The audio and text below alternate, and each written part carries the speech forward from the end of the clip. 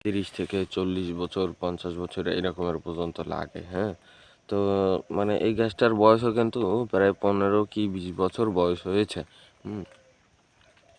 তো এইসব চাম্বুল গাছ দিয়ে কিন্তু বিভিন্ন ধরনের উপকারিতা হয় এবং কি একটা ক্ষতিও মানে আবার ক্ষতিও হয়, ঠিক আছে?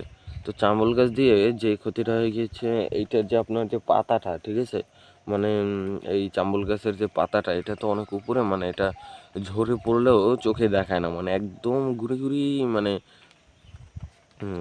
কিভাবে দেখাবো, ঠিক আছে?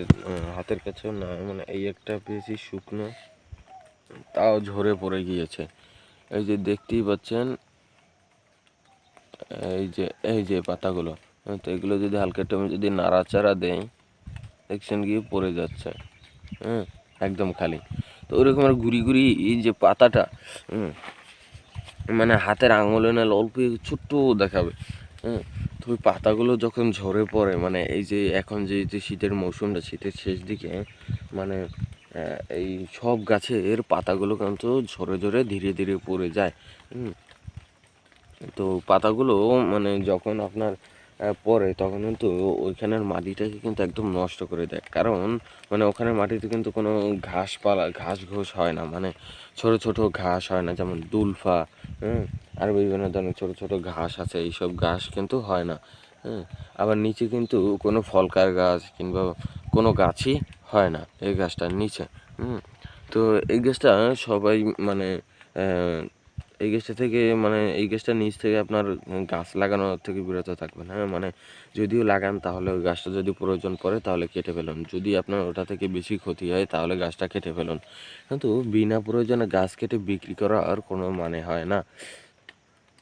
আবার যদি আপনার টাকা প্রয়োজন হয় তাহলে আপনি গাছ কেটে বিক্রি করতে পারেন, হ্যাঁ, কিন্তু শুধু শুধু গাছগুলোকে বিক্রি করবেন না। কারণ একটা গাছ কিন্তু বড় হতে প্রায় 30 40 50 বছর সময় লাগে, হ্যাঁ। তো মানে এই গাছগুলো কিন্তু ধীরে ধীরেই বড় হবে, মানে অনেক ধীরে ধীরে বড় হয় মানে এই গাছগুলো।